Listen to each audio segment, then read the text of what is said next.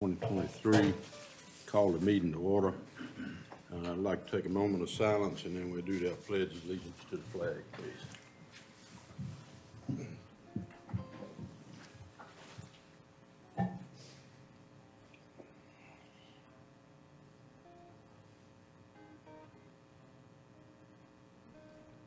Thank you all.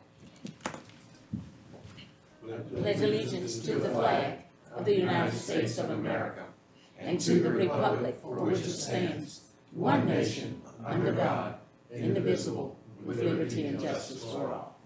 I would say everybody continue having the meal. And if you're okay, Mr. Chairman, I want to do a quick introduction for Jimmy. Most everybody knows Jimmy, and I'll let him introduce himself, but Davenport Public Finance is our financial advisor for the county, and I know for a number of years we've had Davenport and Jimmy come in and give us kind of an update on kind of where we're at project-wise. And this year, we've got two projects that are hanging out there. One, of course, is the elementary school renovation project. And, you know, we started off, we were at about, I think, 30 million. I think that's what Jimmy's got in, plugged in the budget. And it's looking like probably now that's probably creeping to 35 by the time we get to the end of the year and talking to Mosley. The other thing is the Sandy River Reservoir project, which is more complicated. Sandy River, unlike a school, will generate revenue that'll help offset some of the debt. And you've got, hopefully, if we're able to, hook in, if we don't have the DGS facilities, this project won't get off the ground and get started. But if we have the state facilities, it's going to generate a significant amount of revenue and will help us get the project off the ground, but it will require a county subsidy. And I think that's really, as we go into the budget for both of these things, we want the board to be, we want to be clear and transparent with what we're looking at. But also, we're still, I think, in the hunt on the sales tax issue. I'm not giving up yet till the budget and everything's done. The bills are dead, but we're still clicking. So that could help us on the school side. And as we continue to, of the next couple months, negotiate with both DGS and also with Prince Edward County Infrastructure. But we've got to make some assumptions at this point in time to give you information on where we think we are with the projects.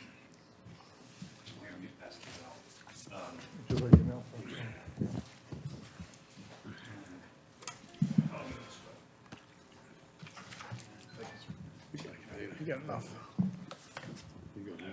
He's got a couple more. Thank you. Thanks.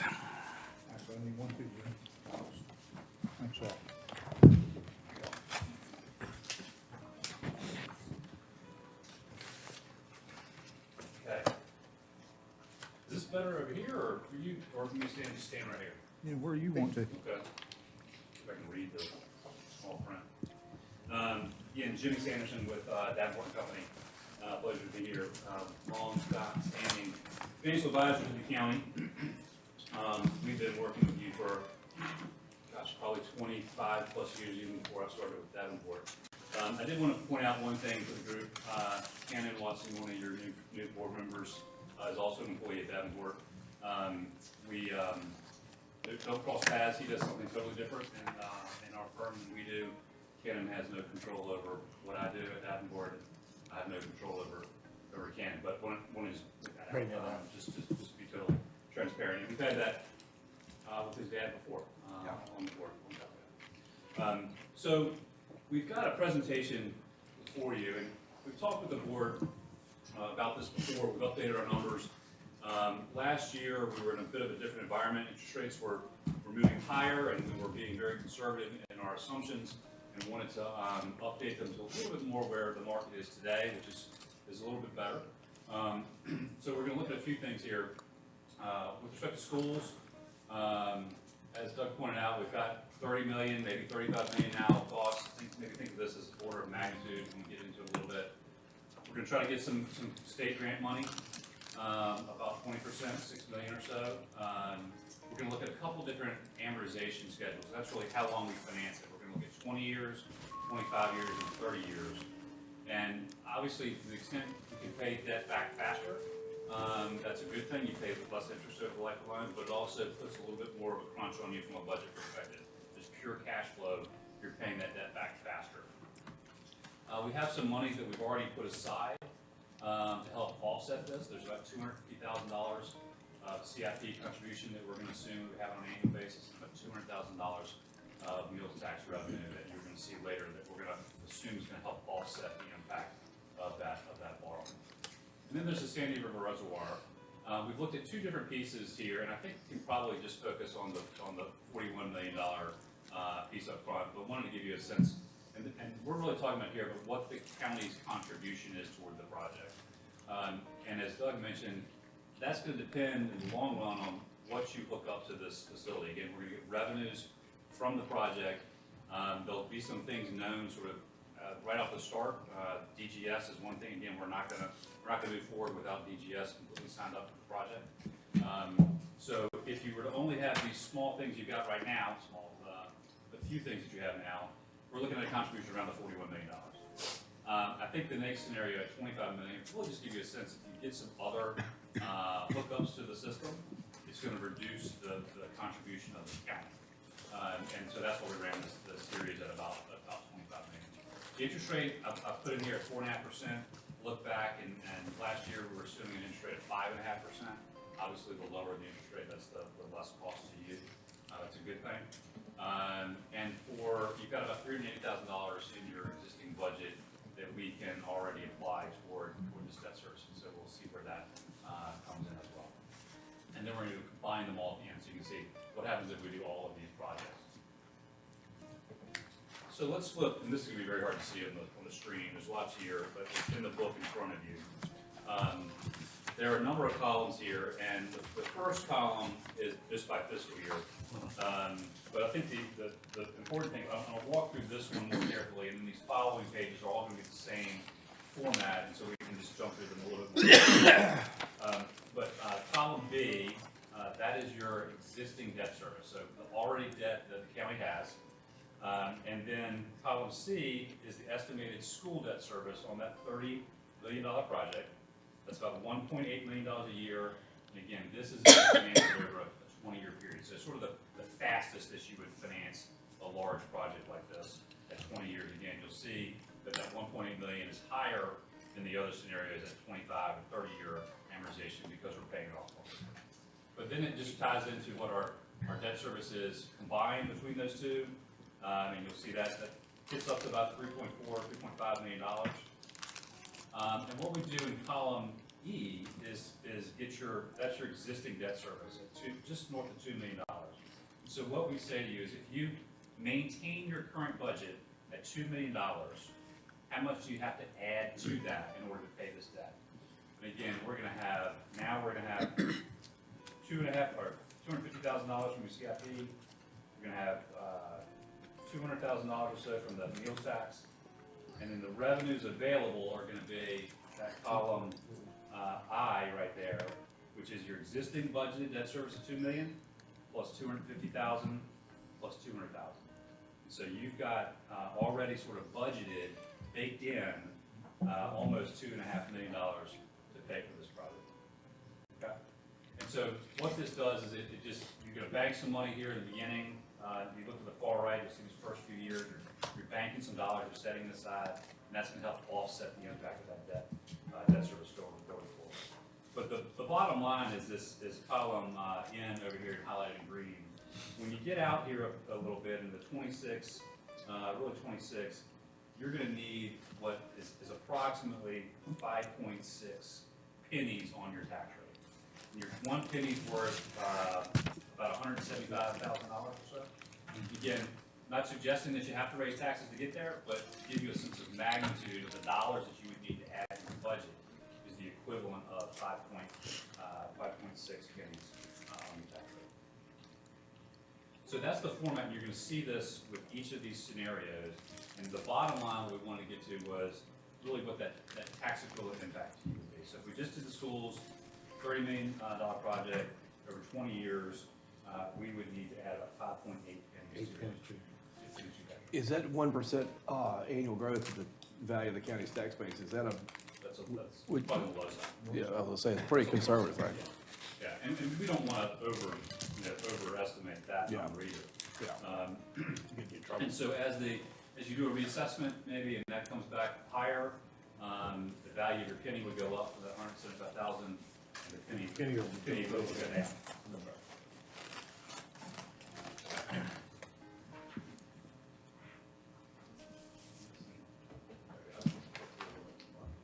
So this is the 20-year, now we get 25 years. Same setup on the analysis, right? But our debt service now goes up to 1.6 billion. 1.6 billion. A little bit higher than a little bit lower than the prior one of 1.8 because we're amortizing over an extra 5 years to 25. And you can see that the penny impact should go down. So now we're 4.7 pennies from that 5. Over 30 years, again, so now we're stretching out 30 years, and that's, I'll say, that's about as far as we would normally finance a governmental project. Utilities we're talking about later, we sometimes we do that longer, because that's longer life assets. But 30 years is on the longer end that we would finance a school project, for example. We certainly do them at 30 years. I think it's a function of what can we afford, right? So if we can pay it off over 25 years, then we can do that. That will save you money in the long run. But from a cash flow perspective, it makes more sense to finance it over a little bit longer. You can do that in 30 years. I will say that you all as a board, past boards, have paid off debt early too. When you've had excess cash, you've come back and said, Jimmy, what's a piece of debt that we can pay off economically and just lower our overall debt obligation? You have done that. So you do have the ability to pay off debt in the future. So if you were to finance it over a 30-year period to be conservative, lower your annual debt service, you could come back later and pay that debt down faster. I'm going to show you here now that the county has some policies in place, right, that relate to your debt obligations and how much debt you're going to take out. And these are policies that have been adopted by prior boards. And as you know, prior boards can't control future boards and your governmental decisions that you want to make. But they're at least guideposts for you, and you can certainly change them. But one of them is how much debt compared to your total assessed value do you have outstanding? And you have a policy of 3%. You're very low right now, less than 1% of debt. The county has very limited debt, to be honest, against other localities that have shown that in the past. But this will certainly add to it. You can see we get up to a peak of about 1.5% of debt to assessed value. You'll see here, again, we're growing it at 2% on the assessed value side here. So you're well within your policies under any scenario that we finance 30, 25, or 20 years. One of the other controlling functions is debt service to expenditure. Really just how much of your total budget on the expenditure side is made up of debt service. And debt service is something that you can't alter, right? And when we're in the rough times, we've got to go back to our budget, see where we need to make cuts, try to balance that budget. And this just is an area where you can't do that. So it's important to understand how much of your budget is really non-negotiable. And you have a policy of 12%. That's pretty common policy, I would say, across the Commonwealth. And you are now at less than 5%, which is very low. I mean, you can see where that steps up. Those step downs are consistent with where your current debt service drops down as well. So again, very strong, even adding 30 million in school debt, your overall debt burden.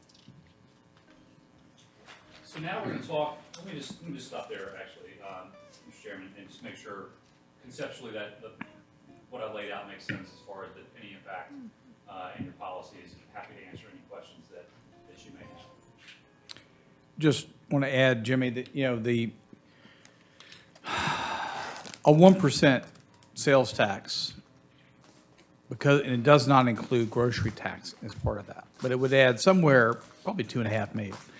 Now, the language in the code, if we were authorized, we could have a referendum, if the referendum passes, then you're able to, I think, have that in place for 20 years, the length of the berm. So that may determine, if that is an option, may determine the length of the borrowing. Whereas we go 25 years if we're paying on our own, maybe we go the 20 to match up with, because otherwise, you've got 5 years after, in theory, that sales tax goes away. And granted, maybe you go back and get the General Assembly to change something, but that will, in theory, leave you 5 years without debt coverage. Yeah, and you're under the 20-year scenario, I mean, your debt service is 1.8 million.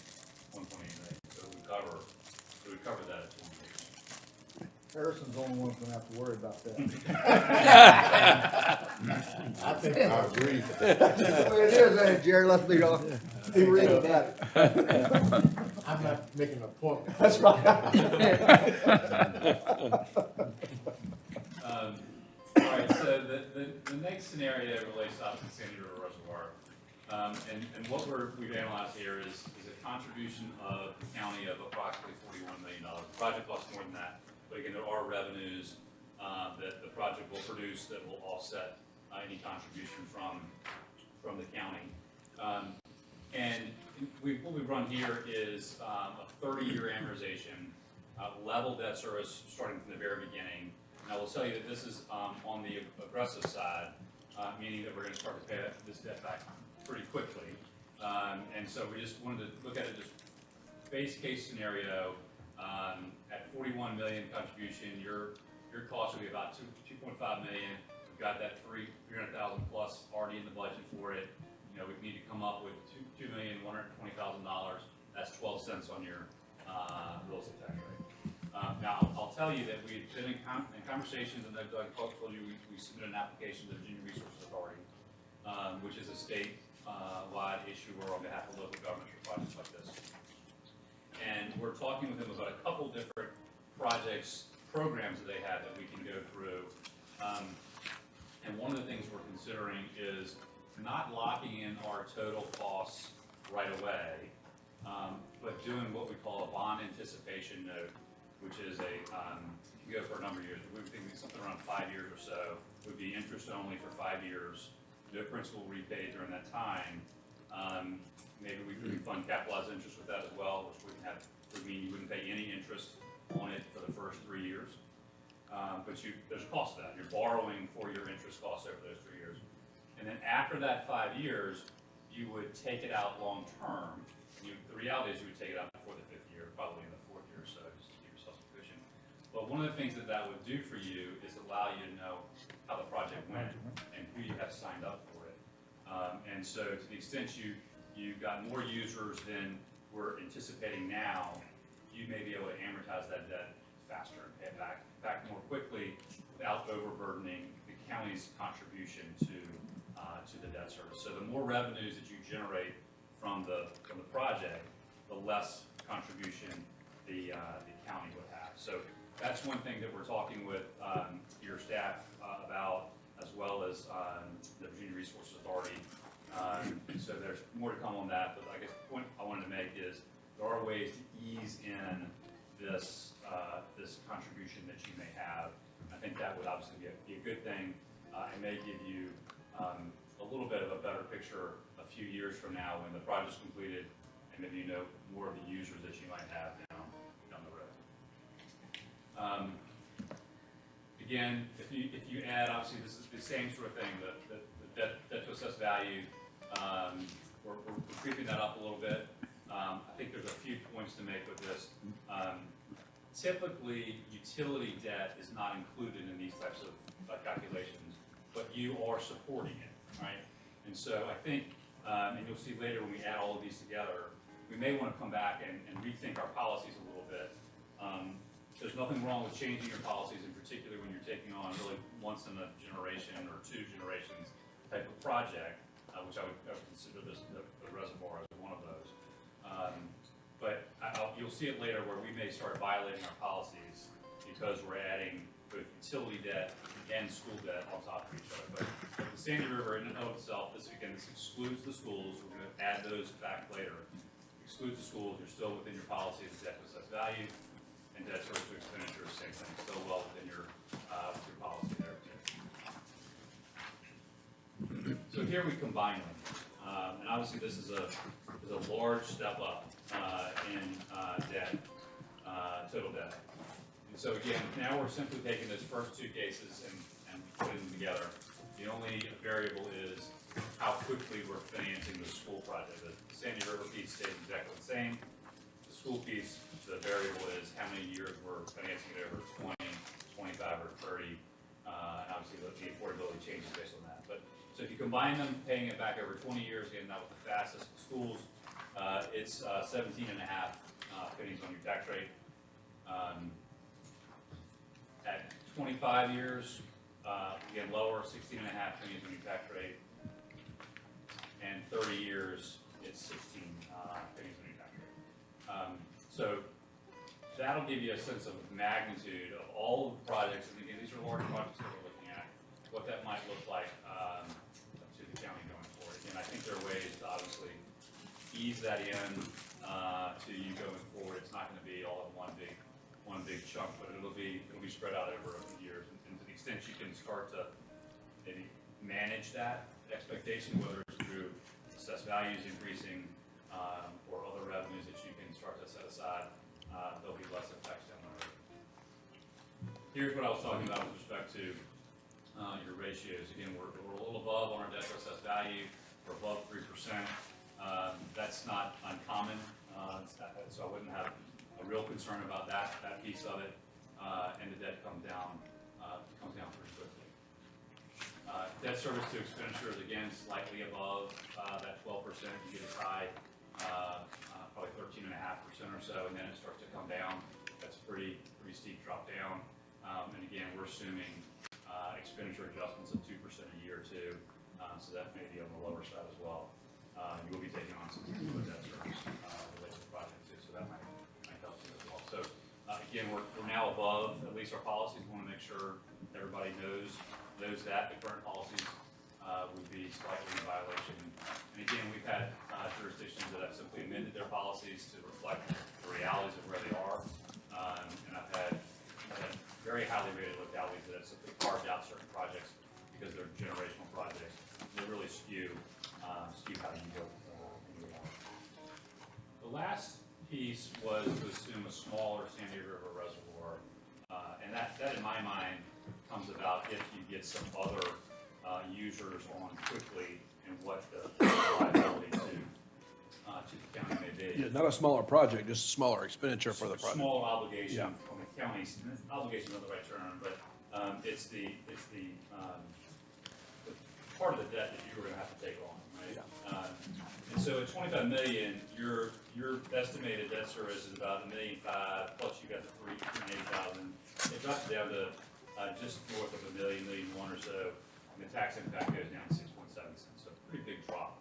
And again, I think that all goes to what your staff is doing to try to supplement those revenues. And I think one of the bigger pieces would be an economic development project ultimately that would contribute, but obviously to the revenues from the water sources, but frankly probably to the county in general as well. And in these scenarios, obviously the obligations, your policies look much more in line. At 25 million, you drop well below your policies on both debt service expenditures and debt assessed value. Again, we combined it as well, and you can see here, again, the impact is going to be less than 12 pennies at 20 years, 11 pennies at 25 years in the schools, and I think a little more than 10 on the 30 years. And your policies, you're in line with all of your policies. But that's our expenditures and debt assessed value. So it's a lot of information. I think it's, again, one of the main things that we wanted to do was give you a sense of magnitude of how these two large projects, one, again, the reservoir project is something that we all know the county's been working on for decades. And we're getting closer to the finish line at least. A few more things to tick off, right, Doug? Yes. So let me stop there. Again, our Our goal is to continue conversations with the Virginia Resources Authority. They are being very helpful in my mind. We'll hear back from them here shortly about what their thoughts are on, we've got a couple different programs that they can use, which one they might think is best suited for us, given where we are. I think we've got some timing timing considerations that we have with respect to permitting, et cetera, and making sure that we're not taking on something before we know that we've got a project that we can move forward with. That's just something we're going to keep an eye on. So let me stop there, and I'm happy to take any questions you have. I think one of the things, Jimmy, that you really see that, last year the board made the decision to put $250,000 aside in the budget towards elementary school to build that in, start to layer in debt service. We also adopted the meals tax. We projected that at $200,000. We'll see. That just got implemented in January. I checked yesterday. They haven't received any payments, but, especially with Wawa potentially coming on, I think we'll cover that. But that $450,000 makes a dent into the debt service. And I think I told the story, my previous locality, we were going to turn a junior high into a high, build a new high, and did a baseball stadium project. It was going to cost about 15 cents, but we did 2 cents, we did a penny, then we did another 2 cents. I think at the end of the day, it was 7 cents, but it was spread over about 4 years. And we did it kind of in advance before we built the project. So it really lessened the financial burden, the impact on the taxpayer at the end of the day by doing it incrementally. And rather than saying, like today, if we say, okay, we're going to need to, in 2025, 2026, have that, but start ahead of time and start thinking about that. So that's the only thing I think really in setting the tone for the budget discussion this year is that's something we want to look at. Now, we talked about this before. We're going to a 4-year reassessment cycle. We'll start this summer. Hopefully in March or April, I'll have on the agenda for awarding a contract for reassessment. New reassessment would be completed by December 31 of 2024, so which would go into effect January 1 of 2025. So that would be a reassessment year based on where we've seen numbers. Even with things slowing down, you're going to see an increase. Last time we had that reassessment, it was an 8-cent difference, and we took 4 cents and kept it for capital improvements. It's still in the budget, itemized. Part of that was a little bit of money that's set aside for Sandy River. So there'll be some opportunities over the next couple of years, but I think it's something you have to take. You can't eat the elephant in one bite. You have to take smaller bites at it politically, financially, to make it work. And you've seen that done, obviously, in other communities as well. Lots of places. And again, we showed the penny impact here is being shown immediately all up front. Again, the goal will be to kind of ease that debt service in. We're not going to have 100% of it done on day one. In particular, when you take on a project financing where a lot of the revenues for the repay the debt aren't there until the project's built, right? So it's not uncommon to fund what I described earlier, that capitalized interest, where you're borrowing the interest cost during construction because you just don't have the revenue to pay it. Now, again, this is sort of a partnership with the county too, and so I think the push and pull will be how much are we borrowing for capitalized interest versus the benefit to you, and if we have some revenues that we can ease into that debt service, I think would be helpful, but it would allow you a number of fiscal years before you would have that full debt service coming online, where you would have the revenues from the facility, you'd have the county's contribution needed to be, talking FY 26, FY 27, where you would need to be funded. Question. Yes, sir. You deal with many counties around, I'm sure. Yes, sir. Harrison and myself sat through a Zoom meeting today. An example was given of Hanover, which Hanover, Virginia is a whole lot different from Prince Edward. For 2024, they're looking at a $355 million budget, and they're at 81 cents. And they have projected a 10% increase average of everything they're doing. And they're not gonna have to change their tax rate, because they said they changed it years ago to give themselves money to operate with, to do things they wanna do. So they just put it way up here high, and they've had funding coming in every year to do projects. Is that the right thing to do, the wrong thing to do? We all would get fired if we pulled a stunt like that, I'm So they're sure. reassessing but leaving the rate. Yeah, Yeah. that's right. Say that again? They're going through reassessment annually or every 2 years, Do it annually. And so you're seeing that natural increase, you're capturing it every year. The city of Williamsburg did that years ago. They didn't change their tax rate for 20 years, stayed the same. But their assessed values in Williamsburg, they were going up a lot. And so the average tax that someone would pay on a $100,000 home, it kept going up. Right. So their revenues were increases, their stated tax rate stayed the same, but the value of 1 penny on the tax rate that we described earlier is going up. So that's where they're generating the revenue. So where we knocked 51 cents down to 47, we really should have stayed where we You were. could have stayed where you were. And had extra money to do some of these projects, not having to go back and go up again. Yeah. They also have, as you basically started when you said, theirs is a whole different world. It's a more desired place to be. Yeah. And so therefore their citizenry is more lenient. Towards- They know that's what it costs. You gotta pay to play, to live in Henrico, kind of the cost of doing business. Whereas we might get more pushback because of the unaccustomed. They have other revenue sources too. Yeah. And so, they have a lot more probably economic development projects and those offset the lien on real estate taxes in that county. And that varies all over the state. You see that more and obviously in rural localities that you're gonna sometimes lean more on real estate than you can on other ones until you can bring in more of that diversified revenue stream. And with Bath County, one of our clients, Bath County generates an incredible amount of money from their the power plant they have out there.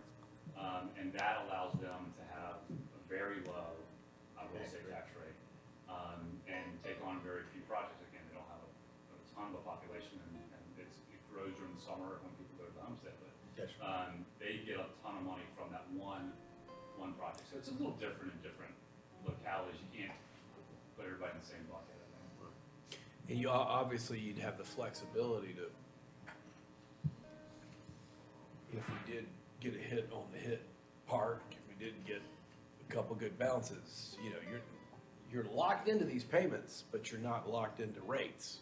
The rates we're charging the citizens, right? That's right, and even these right here, you can see at some point where the negatives are starting to go positive, we've just assumed that the rates stay the same, but you can always back that rate down. I mean, oftentimes, you're gonna have other needs, you're gonna have other school projects you're gonna have to take on, so we just don't assume that they go away. Yeah, one data center project can generate $2 million a year. That could Yeah. take care of it. Start building others. Be a game changer. Just keep praying. I think, appreciate Jimmy doing this, kind of keeps everything Good job. freshened Yes, up.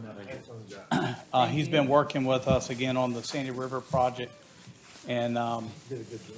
I know you probably got to take up your welcome stage, Jimmy, if you want to listen to a little bit of this stuff. But I think it's extremely important that, kind of eye on the prize of, these are the big ticket items coming down the road. We've got to deal, and we did last year, we did a great job of dealing with the operational needs of the community and school system, but also making some strides towards putting some money aside for debt service.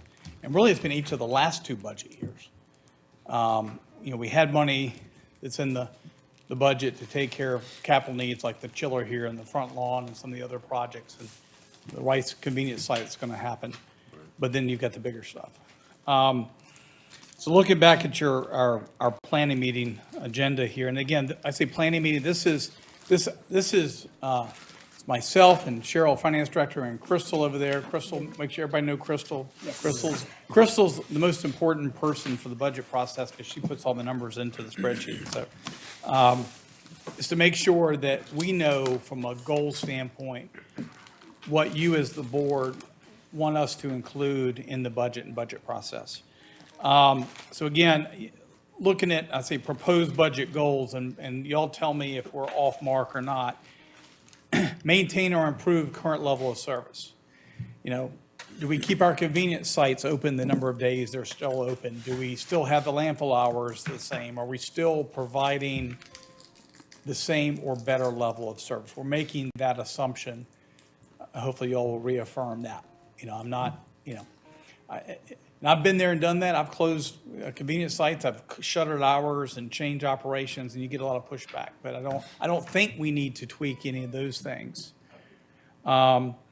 Staying competitive with staff salaries and addressing compression. And honestly, as we'll talk here, some of the things the state is doing with salaries kind of forces our hand. In the last month, and Jerry, you know this, dealing with the jail, the state had talked comp board 5% salary increases. Well, and you got schools, 5% for comp board positions are a good chunk of our county positions. That's majority of sheriff's positions or comp board positions. And then you've got a handful that are quote unquote county positions. Treasurer, commissioner of revenue, clerk of court, most of their positions are paid for on the comp board. So if the comp board says we're giving a 5% increase, we pretty much have to kind of go along. And the reality is most of the counties around us, that's exactly what they'll do. They'll go along. If I'm a sheriff deputy, I don't know whether I'm in a comp board slot or if I'm a quote unquote county slot. They don't. They just know they're a deputy. So we treat them all the same as respects to salary increases. So I think what you've seen in the last 2 weeks of General Assembly, now they're talking 7%. And part of that is because the teachers are talking 7. And Jerry, what's comp board direction been to the jails? You're talking 7. Yeah. I hope you go with 7. But So, there's benefits costs that we have to pick up. There's a county share even on the comp board positions, but then picking up the other positions. The reality is CPI was that crazy last year. So the reality is, given a 7% CPI, given that last year, you're staying even with your buying power. Also realizing, and David will tell you, folks in the private sector didn't necessarily get a 7% raise, or costs haven't gone up as Not far in as the what last they're. 4 years. Yeah. So we know we're battling that. I think the reality is staying competitive means if we can just hold and do what everybody else is doing, we keep status quo if we're able to do that. I think if you don't, you can lose your employees. I don't think we'll be able to afford anything beyond that, but I think if we can hold our own, hold our water, we'll do okay. Because I think, especially with the sheriff's office last year and the $2,000, this year with a $2,000 increase that went into effect in January, we are competitive. Yeah. Right now. We are. We can't lose ground. We talked about Sandy River, and that as that's moving forward through the process, we're hoping to have a draft of the final agreement for the board to at least put out for public comment, which we got to do for 30 days here, and we're working with the Department of General Services to get a finalized contract with that. Elementary school renovation, Mosley Architects in the next month is going to have some public input sessions before they design the renovation. That'll be a chance for the public, which includes obviously the Board of Supervisors as well, to go to those meetings. I haven't heard from the superintendent when those dates will be, but as soon as I know, we'll make sure to put it on Facebook, make sure you guys are aware of it so that y'all can be there, not only to see what's being talked about, but get feedback yourselves from the constituents. Animal shelter, that's in our CIP, was a top-rated project. We know, y'all here, we're not always able to pick up dogs because we've got a shelter that's full. And last week, I think we had a good week where we were able to adopt out some of the animals or move some to rescues, and guess what? We're slam full again. We'll incrementally, I haven't promised staff, we're not going to be able to, I'm hoping maybe next year we can design it, but the other two projects above that are going to take a higher priority, I think, at this point in time. The kids will be first, and Sandy River, because of the I guess the timing with the water permit and everything is really gonna force our hand to No, we take some passed action. the inspections though? We are. Chris and Ariel are doing a great job. The facility, Randy's guys have gone out there. We've repainted. We got a complete bill of health with the state on the shelter. But we're gonna have to keep, I think it's, the next year is, let's get the planning out of the way for the new location, and then we figure out kind of how to pay for it. Public safety radio system, and I know some of y'all in our public safety committee had the opportunity to go over to town. Trey's been working on that. That's gonna be a big project. Again, I think if we can, at the very least, get some money put into the budget towards that project, even if we don't pull the trigger on it this year, we've got to start making some progress towards it. You know, our sheriff's department can't always talk to each other. Our firemen, when they go off the fire truck into the house to fight the fire, they can't talk on your portables, right, Lou? You're not able to talk to folks. So it is a liability. It puts people at risk every day. And it's something that we're going to have to figure out. Those are, I'd say, the bigger ticket items that are high visibility and ones high profile in the community. Continue to promote economic development, and some of that obviously with y'all purchasing the HIP Park, but also the fact that you've authorized the construction of the access road to the industrial park, because that's going to open up about 100 acres, you know, not all of it developable back there, but certainly open up additional parcels for marketing. And obviously, from the standpoint of, we've got VDOT and Tobacco Commission grants, the county funds, you're getting a 50% return on the dollar, 50 cents on a dollar paid for by somebody else. That's not bad. You get out of Southside Virginia, that's pretty good. You go to Northern Virginia, you're lucky if you're getting 20% paid for by somebody else. But to get that much of the project, that's good. That's good return. If you look at the acreage and just look at the fact that, you know, about half the cost is about 1.3, 1.4 million. On the gross acreage, you're putting about $13,000 an acre. And that's not only the road, it's the water line that's running it too. So you're getting, you know, utilities closer to it. So hopefully in the long run, you'll see the return when you all sell, in the IDA, sell lots. Maintaining low real estate taxes. I realize that's a goal that we're maintaining. We may not be the lowest. I think we're definitely in the bottom 10 of the 95 counties in Virginia.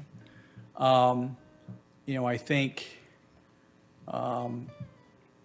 if we end up implementing both those projects, the rate's going to have to go up. And I think we'll try to mitigate that to the extent possible. I think the real key at the end of the day for this budget year is, you know, do you put a few pennies on at the end of the process to start building that debt service in? Or do you wait another year or 2 years and try to do it all at once? And I would strongly encourage trying to incrementally do it in pieces so that it's not a shock to the public. But we will have the reassessment process in the middle of that. Anything from a goals standpoint that I did not touch on. Last year, we made a significant increase in the operational support of the school system, and we've sent, under the chair's signature, we've sent a strongly worded letter over to the schools that we want to see some results for the investment we put into the school system. Mr. Stanley, Yes, ma'am. will supervisors be afforded the opportunity to attend those parental meetings, the staff meetings and so forth? And we need to get started on those pretty quickly. With which meetings you're talking about, Dr. Brown? Relevant to the elementary renovation. Yes, ma'am. As soon as I know, I talked to the architect last week, and he said he was going to be letting the superintendent know. As soon as I know, you'll know. Okay. Because I want to be there. I want y'all there. You know, this is a big investment the community's making.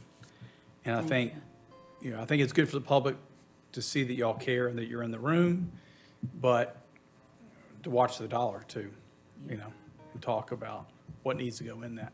And Lou was, you know, obviously, and Dr. Pryor on the, you know, as we went through the committee meetings selecting the architect, I think we did a good job of looking not getting dazzled by glass awnings and other aspects of some of the projects and things we looked at. We're looking at trying to get a basic building that's watertight, that meets the needs of our students and our staff inside the building, that addresses the mold issues and things like that. But also that's going to provide us with the building for the next, let's face it, we build buildings for 50 years, right? So we need a building that's going to be good for the community for 50 years. So, yes, ma'am, I will let you know when those dates are set. Thank you. I agree with you on adding a few pennies. I'd rather have a little at a time than I would get overwhelmed at once. But what we've got in front of us, it's bad to say, this Sandy River, if we'd have done it years ago, would have cost us half of what it's gonna cost now. It's just gonna take money to get these projects off the ground. You wouldn't have many customers though. That's the thing. Last year, Yeah. or have no revenue. Something we might want to think about before adding pennies is if we can get to this semi-annual billing cycle, that folks would be a lot more receptive. They might not even notice the extra couple of pennies if they're paying, a little over half of what they normally would. So if we could get that done sooner, then we could go ahead and start tacking on where we need to. In doing that, you're gonna create more work for the people doing it, which is gonna cost more money also. That is true. Postage, everything else is gonna be double. It's double time. I think when we talk about that, we need to educate people, man. People can go and pay on their taxes now. Year round. Monthly, year round. Oh, yeah. I think that's the piece that we lack and we missing. We need to educate them. Many people, my mother did it for years until she died. She paid on her real estate taxes every month. I think that you're right, Jerry, you're absolutely right. So like paying the electric bill. The struggle we have, and I might ask the chair and the vice chair to come sit with me, but we need to have a sit down with the treasurer and the commissioner to talk about what happened last year with the tax bills, to try to make sure that does not happen this year. Yeah, absolutely. I've had that conversation, but I think having you all at the table as well. And it's not about just throwing more staff at it. You'll see when we get the budgets, and we're getting budget requests to do this Friday, but, You don't adding an send- extra person, not necessarily going to fix the problem right now. You don't send the bill, you don't get paid. And, I think that causes sometimes more consternation with the public than getting the bill that may be a little bit higher, but it's getting the bill a month late and right before Christmas, right? Now, I do want to say this. I do think December is not a good month because of the holiday season and families with children. I think that may be needed. And I don't know that the In a impact of perfect that- world, those tax bills are out in October, in their hand in October, and they can choose, I'm going to pay in October, I'm going to pay in November, or I might wait till December 5th, but in a perfect world, you got the bill out early enough that they can make those decisions. that we need to It's not work- happening. Work toward that, maybe look at taking that route. Maybe. Just to be completely upfront, the problem there is they're just like the people sitting right here. They're elected, and you can't really tell them what to do. Yes, that's true. There's the whole problem right there, when you have elected officials, and we see that from where we sit all the way to through the government. When they get elected, after the election, then they can kind of do as they please until the year of election again, then they start making all kinds of promises or whatever else. And But we don't have the power to tell them what they have to do. We can ask, but Right. a lot of us, I think, all us as government entity were perhaps a little too kind to them, and not quite as transparent enough as to where the problem lay. from the very beginning, and I mean, that's something that even we as voters, for years, it's been a popularity contest. For years. It's a person that they know the best, or that they like the best, or that they grew up with, or whatever else, not necessarily were they qualified, or did they have the right qualifications, or did they have it? Whereas the people that are hired, we don't hire them unless they have the qualifications. Yeah. But it's completely different to being elected. And I don't know if I don't know if any states hire those people, or whether they're all So elected. you can go, it's under a different form of government, and it takes a vote of all the citizens to do it. Some counties have gone to, there's a county finance director, and there's no more treasurer, and there's no more commissioner. It's difficult to fight, and honestly, the Commissioner Revenue Association, every commissioner in the state will fight it, because they see that as, I could be next. can be next. Yeah. That's right. I'll give credit where credit's due. Our treasurer got her act together in the last 2 years, and that office is humming. They're doing what they need to do. We just got to get the commissioner there, if we can. We've got to because I can't, I can't open up the GIS to the general public, because we've got too many errors. A tax map, the data's off. We've seen some of the issues with that stuff, and our bills are late. So we've got 3 issues. And, I've said, we gave an additional position because we added lodging tax and meals tax this year. But, I don't know if throwing bodies at something. We gave part-time money to hire, try to find somebody. But we've got to find a way to solve. I'm in problem. agreement. That's 100%. And I think if the chair and vice chair are willing to go with me to have, let's have that conversation and say, look, to me, it's all hands on deck, whatever we got to do to, even other staff. Last year, I know Donna had sent one of the staff members over who used to work in the commissioner's office to help. So whatever it's going to take, we need to figure out a way to do it. Other counties are able to do it. We just got to figure out how. Mr. Stanley, you said 3 key words, if we can. Now, how long are you gonna take to determine if it can be done, and what's gonna happen if it's not done? I think you'll know by July 1 if it's going to happen. You I mean, will. I think that's Because the bill's going important. to get out. I think you'll have to know by July 1. We're already, I found it yesterday, or earlier today, I think real estate transfers are 13 months behind. So if I bought a piece of property in January of last year, it may still have the previous owner's name on it. So true, You said that? so true. So, again, I look at staffing levels of different counties and different offices, and I think we're adequately staffed. Maybe, is there additional training?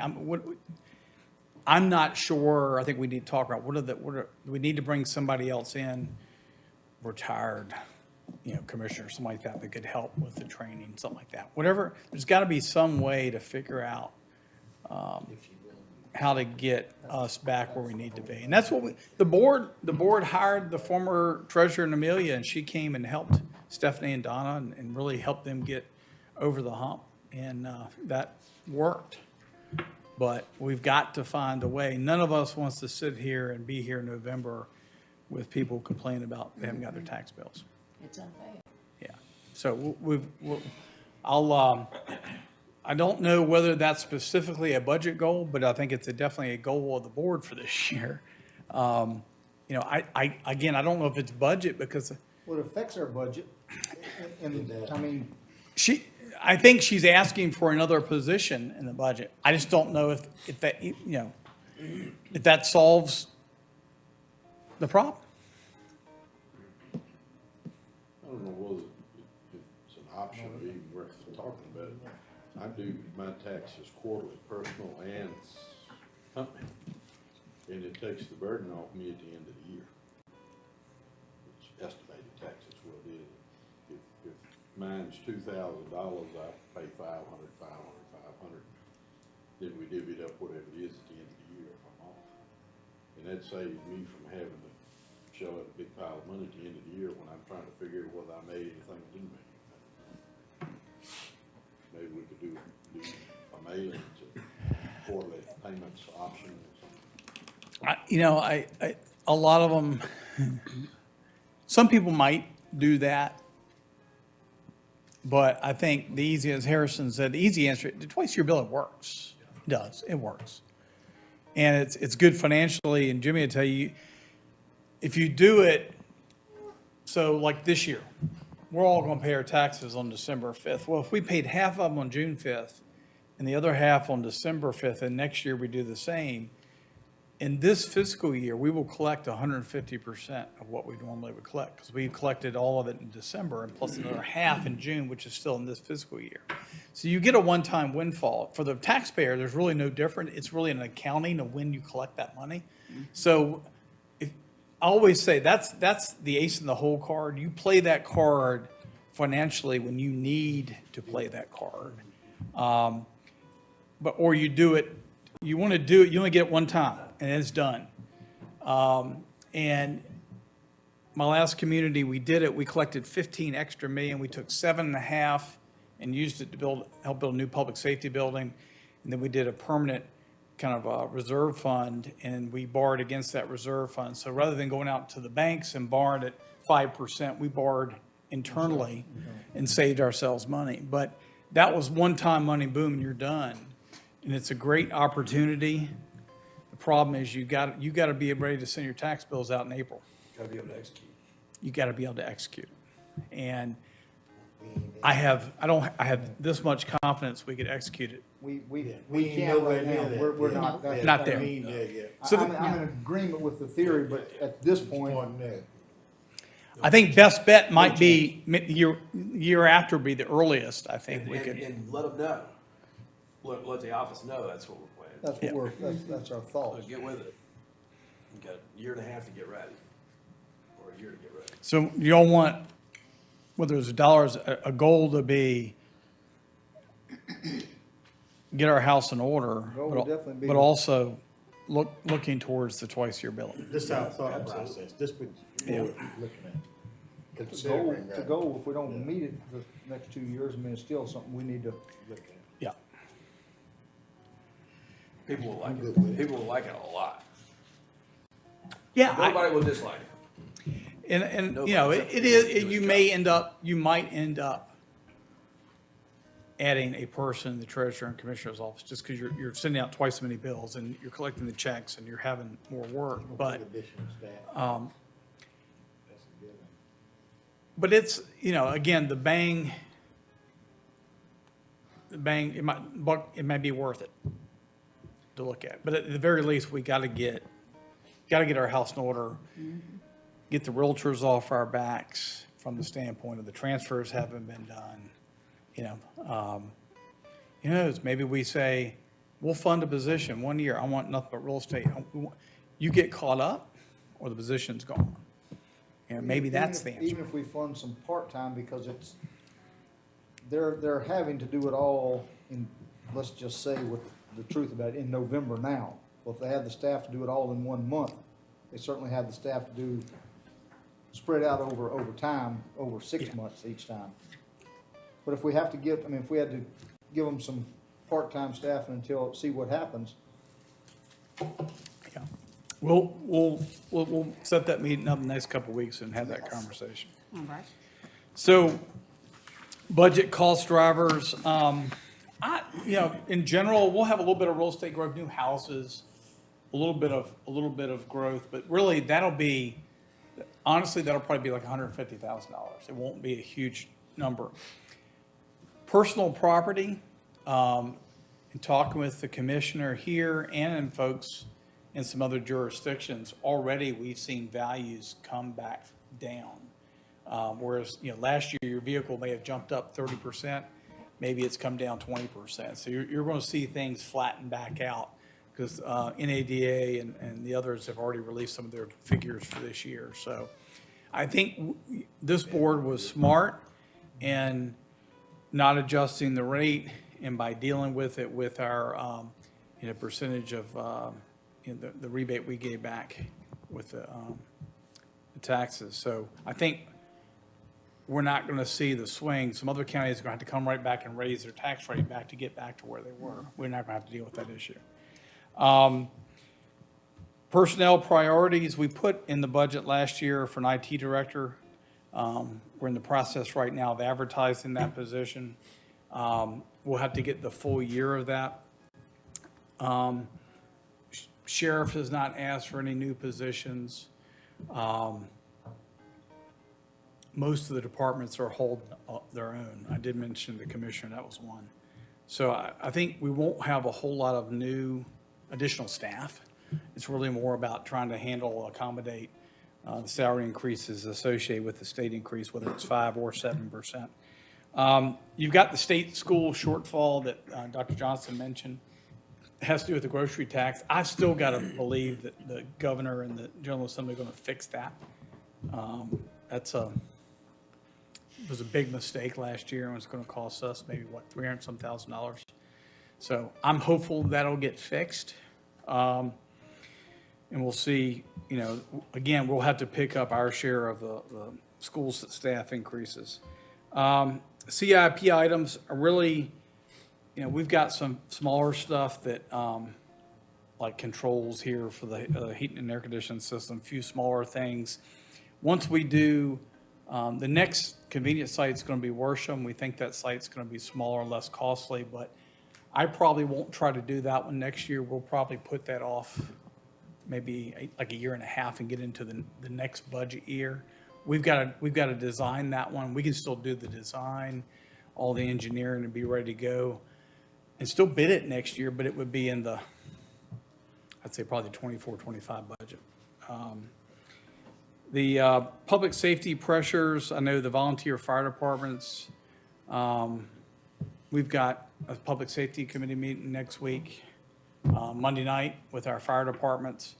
I know they've gotten hit with a lot, insurance bills have gone through the roof because the cost of fire trucks has gone through the roof. So when when the cost goes up and the value goes up on fire trucks, that means the replacement cost is up if they wreck the vehicle or damage it. So, that's something they're dealing with. Last year, I think, yeah. The article in Farmville Herald last day or two about the southern end of Buckingham with fire calls, having Prince Edward Fire Department so much closer than their nearest one in southern Buckingham. Are we responding, or our fire departments responding to a lot of those calls, to many of those calls? They're not allowed to without having to call Buckingham and ask first, and then Buckingham has to give them permission to enter. I can answer that question. So how often is that happening? At all? Very often? Some of them pretty often. I'm just wondering if we should be asking Buckingham for money because of this. What it's called is mutual aid. There you go. If Buckingham has a structure fire close to the county line, then they can call Farmville, Prospect, request tanker, personnel. Well, the other day we had that high wind, I think it was 6 fires within a few hours. And Pamplin went to Appomattox as well as Prospect went to Buckingham. I lost track, but they went everywhere. Yeah, they did. And they didn't have any choice, with the wind blowing the way it was. 2 of them were structure fires. Look, Prince Edward doesn't have like Buckingham has a Lower Francisco, I forgot how that's worded, Lower Francisco Fire and Rescue Authority, for life, that's not the word, which includes Randolph, which is in Cumberland County, but doesn't include Prospect, which is actually much closer than any of them to say Crumptown or. They still wouldn't go unless it requested. Right, but I mean, Cumberland, Buckingham, Toga. I was gonna say, is there something statewide that we need to talk to? I mean, it's ridiculous that Prospect is literally 3 miles from Crumptown, and the closest one in Buckingham is 17 miles. Toga. The reality is, just like this board controls what happens in your borders, they control it. It makes no sense. Here's the problem. When a call comes in, and Trey Lambert's wife had an accident, it was 3 miles from Darling Heights Fire Department. When they called 911, it went to Charlotte County. So Charlotte County dispatched Cullen. I got you. And it took him longer to get there than it would have us. Right. That's where our problem is. When 911 is called, it depends on where it's pinged off of. And that's who dispatches, was Charlotte County, Prince Edward County, Buckingham, Cumberland. And there's a lot of issues that needs to be fixed. That's, Is there human error there too? Somebody not knowing where these places are and calling? some, but it's, yeah. Modern technology. Yeah. The new 5G, they will know where your cell is located Yeah. when you call.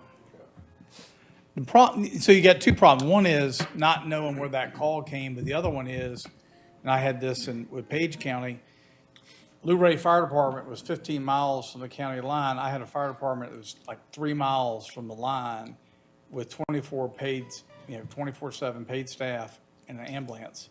We could be halfway to Luray, they would not call us. They didn't want their people transported to the hospital in our, I say, I don't care what hospital they get taken, they're getting taken to a hospital as fast as they can. That's the important thing. Ken, and I think that answers your question right there. It's not necessarily human error, but it is human, because the reason why I know this is I literally just had a tail chewing, if that's what you want to say, Sunday, from people from Buckingham wanting to know why in the world, why Prospect didn't respond to something that happened right there at They had to Crumptown. make the call. And My my response was, take that up with your board of supervisors and make it so that when they get the call, that they can call for mutual aid, but they didn't, they waited.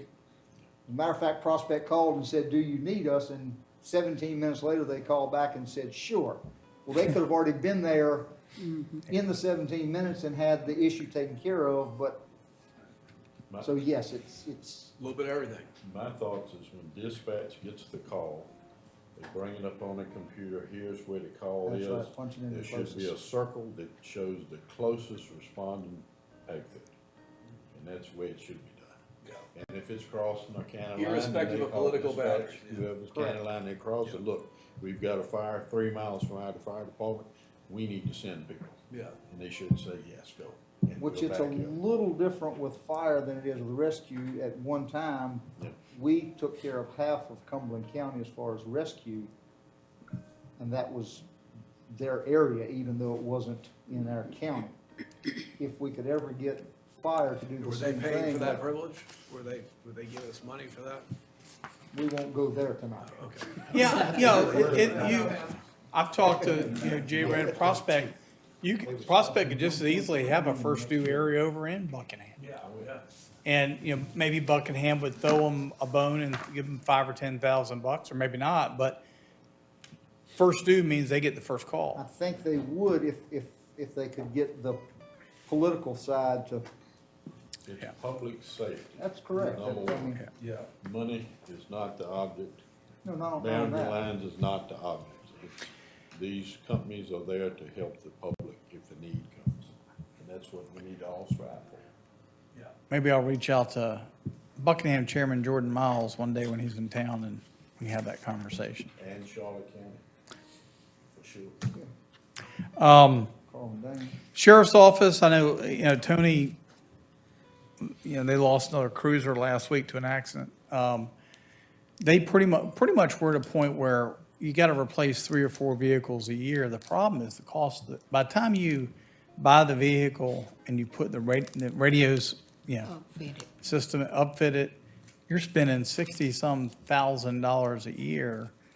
So, we basically you got $250,000 worth of vehicles a year just to keep him where he needs to be.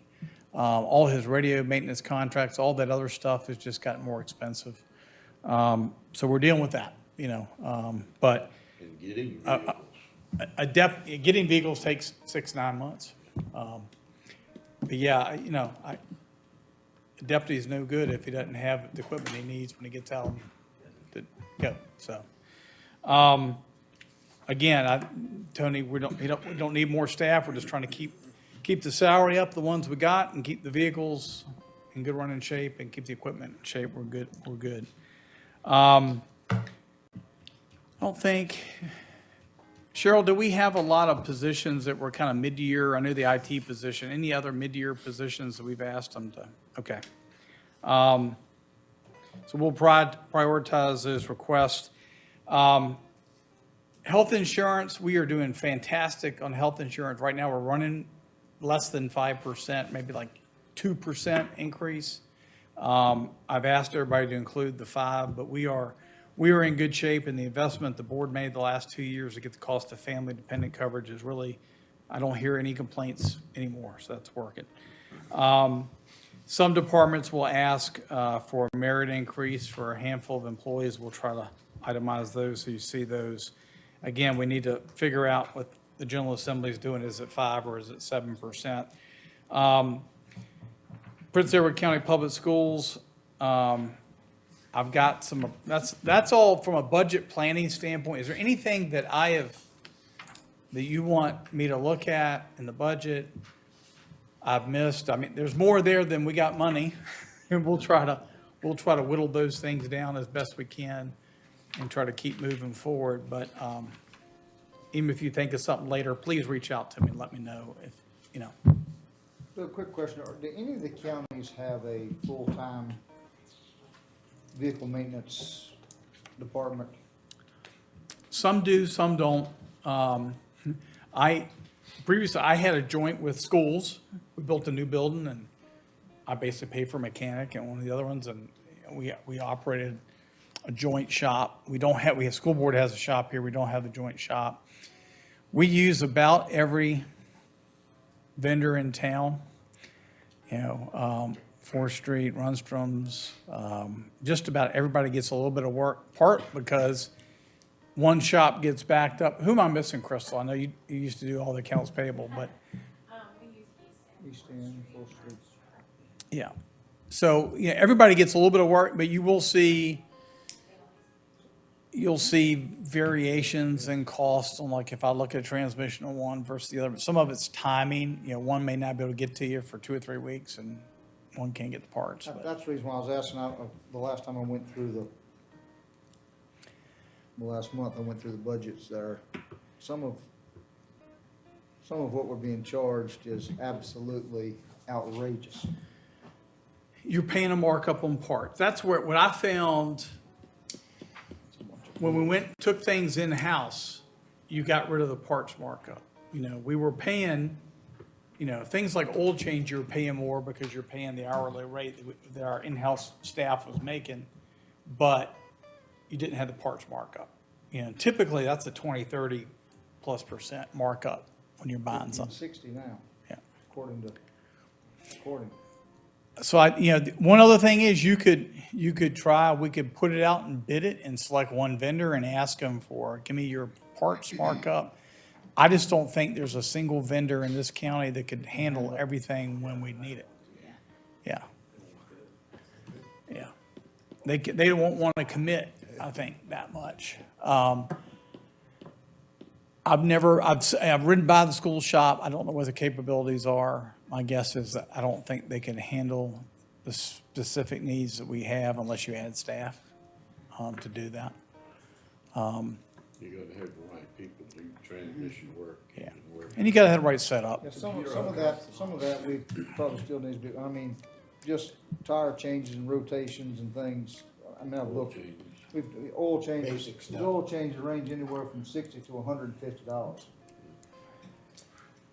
I've done bukus of them for, Yeah.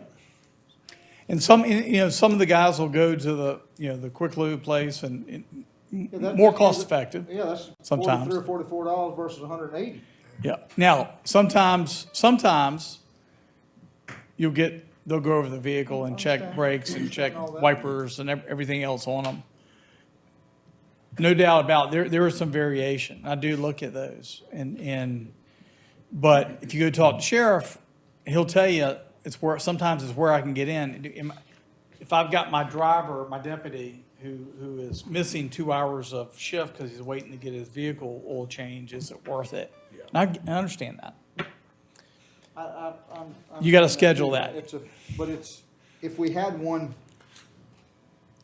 not saying that we have to get one, but I mean, if we looked into that, even if they worked the night shift, Changing oil. changing oil and changing tires and putting batteries in and As Cannon said, that the intricacies of having the computer system to hook everything up and do the diagnostic, that's where it gets into be more costly in the more technical side of things, I think, to make sure you have all the right equipment.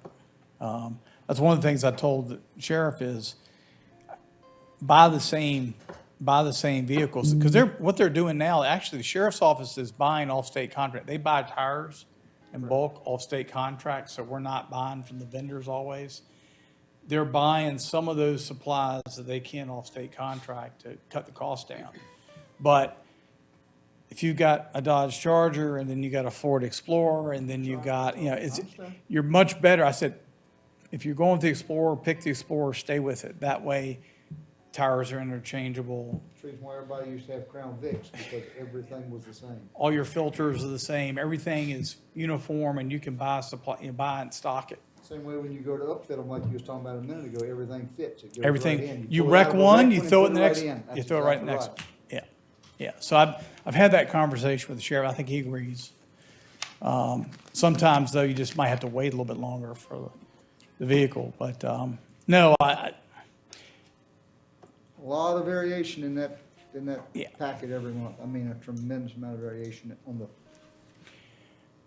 all I can do is say we'll pledge to continue to look at it Thank you. and try to get, especially Major handles most of that stuff on vehicles, is get him to stay on top of it. But no doubt about it. Ideal situation, if you had a garage and a couple mechanics and you could handle a lot of that basic stuff. Maybe not an engine overhaul or transmission, but you could handle almost everything else. Everybody good on the rest of the budget goals and direction? And if you think of anything else, please reach out. Yes, sir, Harris. Quick question. You talked about earlier the letter that the board sent last year to school administration. You want to get a copy of it? Well, sure, but is that, as far as I understand, funding is the only say we have over Prince Edward County Public Schools. Citizens don't, I mean, as far as they're concerned, they just want to see improvement. And so when people talk to me, they're not really concerned about when the next remodel is coming for a convenience site. They want to see the schools better.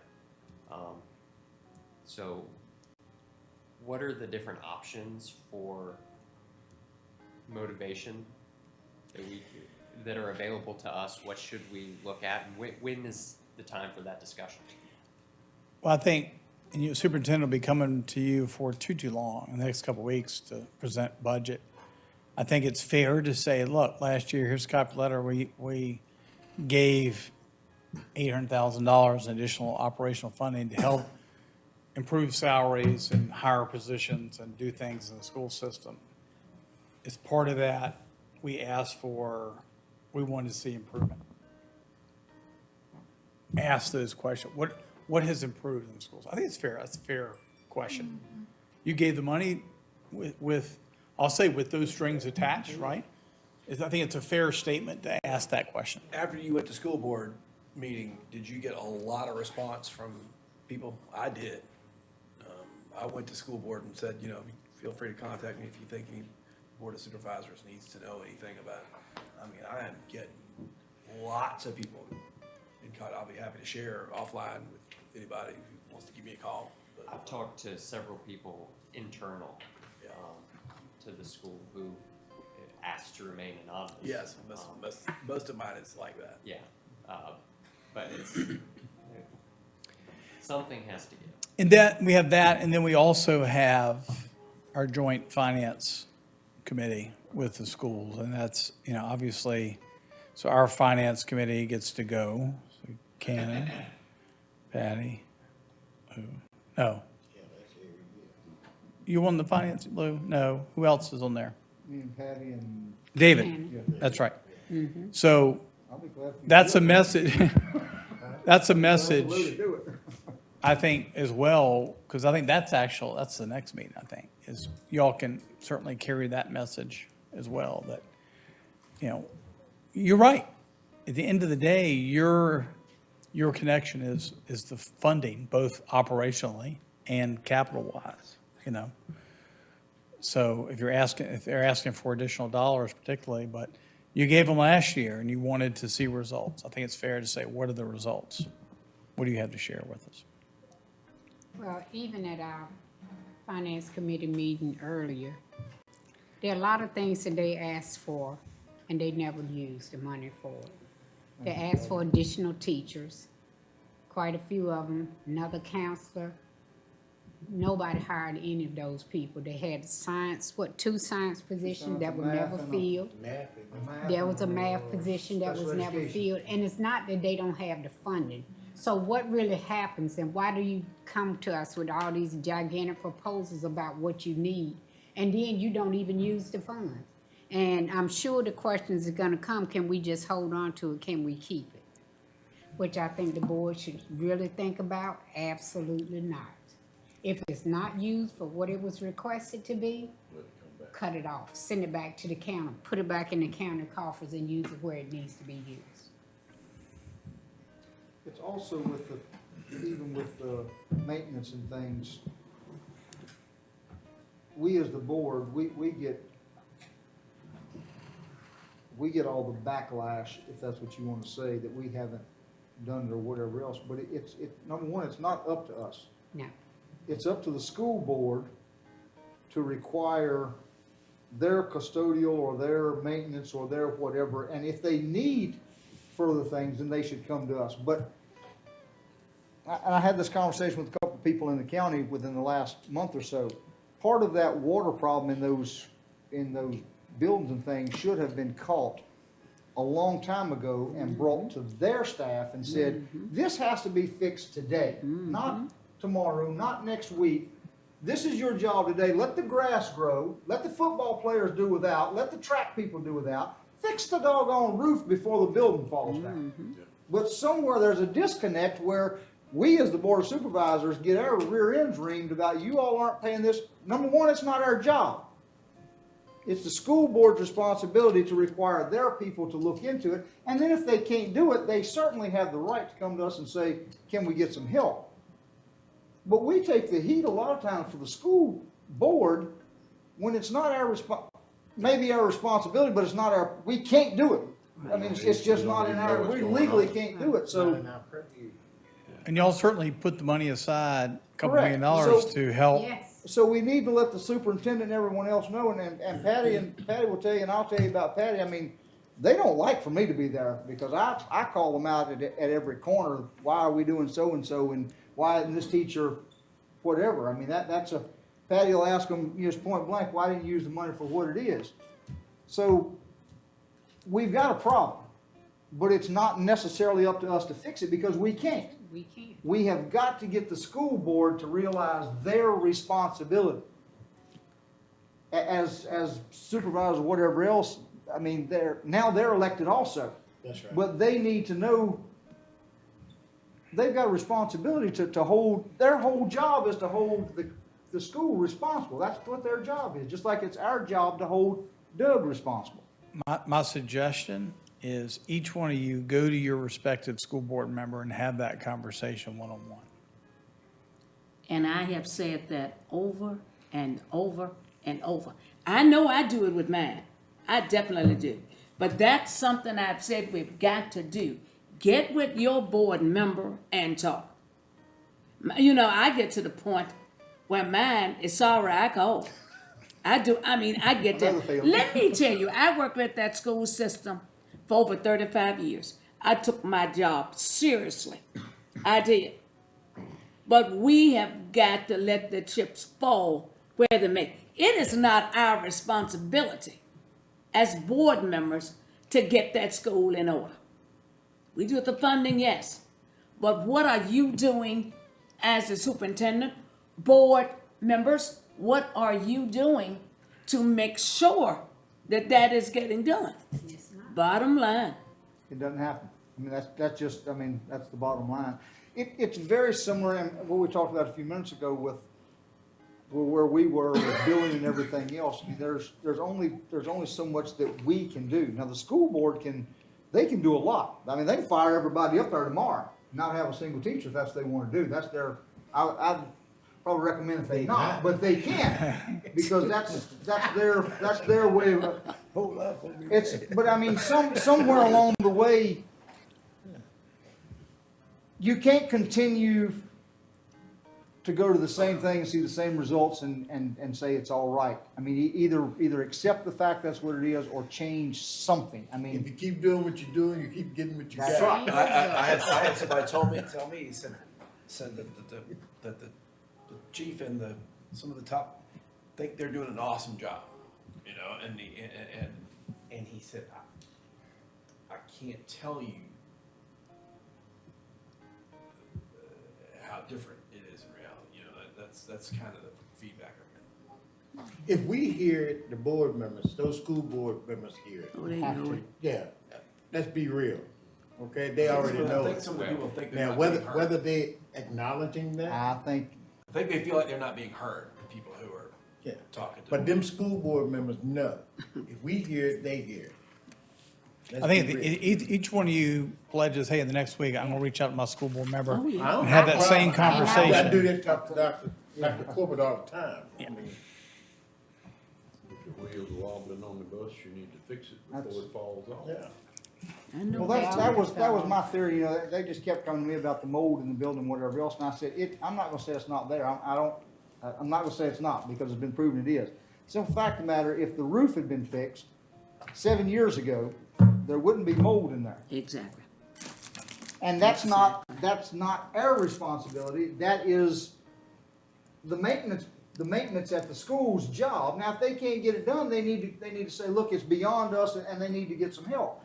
But don't just put a bucket under there to catch it, see where it's coming from, that's what I'm getting at, and that's, But even when they went to elect the school board members, how many campaigned at the last election, general election? Most of them was write-ins. Yep. Most of them was write-ins. most of them didn't necessarily So, want to be so there. that, what that tells you is that, did they really wanna do it? Or we'll just take a luck of the draw and see if I get it? Well, the main reason, they don't want a campaign, Yeah. period, They don't wanna campaign. including mine. And he said, oh, I thought you want somebody new. I said, I want somebody that's gonna represent, Yeah. you know, gonna represent my district and the whole county. But I will go as a write-in if you don't have anybody else. That's right. Which means I haven't knocked on any door, I haven't greeted anybody, I don't know anybody, you know. No dead time. And he's been there dedicated. forever. And yes, I can call him and I can talk to him, but does it make a difference when he get in the meeting? That's a good point. Yeah, no I time. think- And he'll No listen time to me. I got his That's- personal cell phone, call him anytime I want to. But when he gets to the meeting, does it make a difference? Probably not. And that's the whole key. Somebody's gonna have to stand up. And I think roles are reversed. Won't be the first time I say it. If anybody asks me, I say it again. She runs the board. The board does not control her. Oh, I follow you on that one. And that's what the problem is. Anything I she follow you on says, that they one. just flock behind her. Oh, yes, oh, yes. That is not good. How many of them will stand up like every individual in this room who has a question and will ask Mr. Stanley a question? And I thank God we have him because he will answer it transparently, truthfully, and with all of his capabilities. And if it's something he needs to check on, he will tell us he needs to check on it. If it doesn't have the But answer, that's he'll what get it needs for to you. happen. There should be some accountability of who's in charge and who's running the school board. And that's our problem right there. You've spoken well, Patty. Yeah, that's our problem right there. So three-prong We'll approach. try bosses around us. Everybody's gonna talk to their member. Yes, Our absolutely. finance committee members are gonna reinforce that, then Yes. we'll have Dr. Johnson be the third one, she'll come. Absolutely. Is there such a thing as a director of the school? No. State, what? state code is State- superintendent. Superintendent. Yeah, I mean, Yeah. but, That's it. But the school board should be the master rule. Yeah. They should have the master plan. well, they should, because that's who gets to vote on everything. Yeah. And not only that, just think about it. Everybody here, unless you're super ill or you had a previous engagement you cannot get away with, what do all our board members show up? At the board meetings. Go to there. We on Zoom, we here, we there, not in person. and that's not good. And the people can't question them. I went to the school board meeting, and honestly, it's in an inappropriately sized venue. I mean, It's too small. It's in a tiny place. That I stood at the doorway. They were going to introduce me. And there was no place to sit. I stood at the doorway until they introduced me, and I just kind of, I wasn't exactly an eloquent speaker. I was bumbling all over myself. I was like, y'all give me a call if you want to the school, the board of supervisors to learn anything. But, you know, it needed to be in a room much larger to have enough room for people to come. I mean, that place should be packed. And the When a school timing. system is struggling, it should have, should be in an auditorium. You know, give people a chance to get there. Now, I know they did address the timing Yeah. because of the change with this one. And what we are talking about, that needs to be the conversation with your board member. You know, Yeah. can another venue be held so that more people can come? Have this conversation, I know I will. And the Have middle it- school is right there. Yeah, Yeah, that's right. Cafeteria, big enough to hold a lot of people. elementary school, I mean, everything's Elementary big school enough. right beside it, they can walk over there and go to it. Yeah. But you're right, when you go somewhere and it's not ample time, and no matter what your question is, everybody gets the same form letter. Ask a question and see what you get. I ask it, you ask it. And when you look at it, it says the exact same thing. Yeah. Nothing.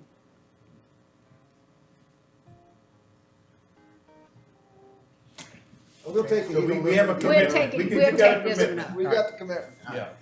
We'll take The, this one up. the next item is not, probably not a good time, and I've got a request from the school system for 2 additional appropriations. Bad time. I will say, and I did hear this, that some of the, so they have a lot of folks that do tutoring work at the schools. And for instance, these are additional appropriations that don't require any local match. That's true. But some of the tutoring money, they're waiting, the teachers haven't been paid for the tutoring because they're waiting on the board to approve it. Cheryl knows, I gave them verbal, I said, go pay go pay them. But they're waiting for the appropriation to come through, so. What kind of tutoring, is this during the day or I after? think it's after school. It's after school. It's after school. I know quite a few children that go. Okay. Yeah, it is no local match required. These are program-specific funds. What So pay those people? I would recommend that y'all approve the 2 supplements that are in the packet. There's a draft, no draft motion, but, So moved. Second. What are you getting into, Dad? All right, we have a motion seconded. I have a roll vote. David? Yes. Jerry? Yes. Cameron? Yes. Ms. Jenkins? Yes. Odessa? Yes, Pat? Yes. Harrison? Yes. And my vote is yes also. all right, so our budget schedule, Mr. Chairman, but all county departments by this Friday will get their budgets to me. We will have a joint finance committee meeting on the 8th with the board and school board, 1 PM, at the school board office. David, that's you, 1 o'clock. I'll make sure to give you a reminder. Me Do you too. know what day that is by any chance? Please don't tell me a Wednesday. It's a Wednesday. I think it is Wednesday, Show yeah. Because I forgot this morning now. 8th is Wednesday. Yep. All right. I think that may be because, is that their school board meeting night? Maybe. But it'll be a good time for us to, I guess, deliver the message. The 7th, we have, and I know Sarah had sent the email out, trying to get a 6-year plan meeting that evening, Which is Tuesday, right? Tuesday night. That's Friday, 30, right? If y'all can, if that works. I think some of y'all gotten back. I did. So if that works, what I'll do is just when we get to the point of, rather than adjourning, Mr. Chairman, to just recess to the March 7 at 5:30. Before we go, I know there were a couple other things I wanted to touch on. Number one, there was a question about street naming. Bill asked that question at the last board meeting. So I've got a copy here of the policy.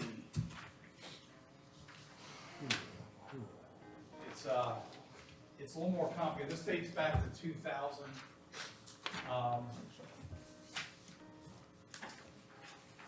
My dad was chairman of the board. Just name it. So it was the most miserable. So it was the most miserable experience of his life. Thank you. Everybody wanted the road Thank you. named after their family. So It was unbelievable. That's all I'm at. all persons owning property on the road must request the change. That's gonna be the toughie in this one. I know on Lockett, we got 93 houses alone on Lockett, and there's also some vacant properties.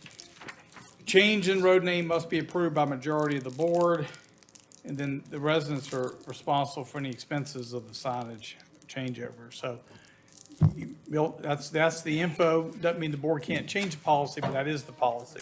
Right. See the kind of salesman you are.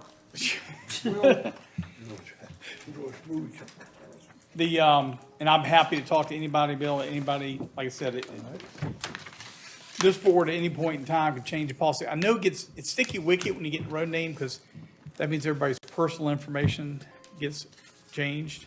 When you your driver's license, your voter card, all that Yeah. stuff. The next thing I've got, and this is a report, does everybody know where Meadowview Lane is? Meadowview.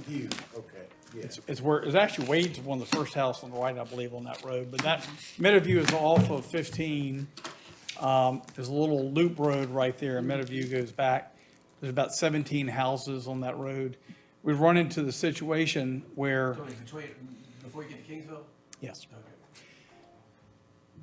In 2000, we adopted the new mile marker system. So basically, 1 mile every 5.28 feet is a number from 1 to 1,000 in the mile. And you got evens and odds on either side of the street. And the reality is it's done that way for emergency services. So Lou, if you're driving the fire truck out and you get a call and it's 500 Meadowview Lane, you know it's exactly 1/2 mile from the start of that road, right? So the problem is we had a lot of roads, and I live on one, on Winkie Street, but a lot of roads in town had a different addressing system where it was kind of like, they doled them out based on, you're the next guy, you get the next number. Well, it didn't matter if there was a lot in between. Meadowview, we are out of numbers at the end because of the way they were originally given out. And the other problem at Meadowview is it'll go 100, 200, 300, 1,000, 2,000. It's not based on the mile marker system. The entire road numbering system is screwed up. And I've given direction to staff, and Harrison, this is in your district. Do the numbers correctly. We're sending a letter to every property owner. We're having to renumber the road. But the problem is somebody's not gonna get emergency services to their house the way it's numbered right now. It is completely screwed up. And I think we just, one of those, you gotta admit it's screwed up and I think they- bite the bullet and fix it. And give the reason, because it's a matter of life and death. It is, and we have, and we're in the letter, it's gonna go out, I think tomorrow, but I want to give everybody a heads up. And Harrison, you get a call, you give Sarah, I'll be happy to talk to them. But it's one of those that if you have a heart attack and it's 2 a.m. and you're waiting on that ambulance, every second counts. And if, if I'm a fireman, I'm looking, okay, 100, 200, I'm not looking for 1,000 to be in the next house. So we will go out, we will put up new stobs with the address markers for every property owner on the road. They'll get a letter explaining what their new address is, and they go through the process, and the post office will get the new addresses. So they'll just ultimately will have to go get their license changed and mail changed and all the account information, but it's got to get fixed. Information for you to know if you don't know, and the other numbers to know. Back with Verizon on my phone, if I get a call, tones go off, we got whatever, they send me a text. And if they word that text properly with the address, I hit a button, the GPS comes on, it texts me right to you. Yep. It's a wonderful thing. When you're trying to find someplace in the middle of the night, 1 o'clock in the morning, you just woke up. It's really nice when this thing gives you turn by turn directions. And hope it's not a light bridge. That really helps. That's all I got, Mr. Chairman. I'm sorry we kept you over a little bit longer than we wanted to, but, This is important. again, if we could recess it till March 7th at 5:30. So, Motion made to recess until March 7th at 5:30. Second. Yes. yes, Yes. Yeah. Yes. Yes. Karen, do you have anything else? Jared did. Jared. Jared. Okay. It's only three people on there still living.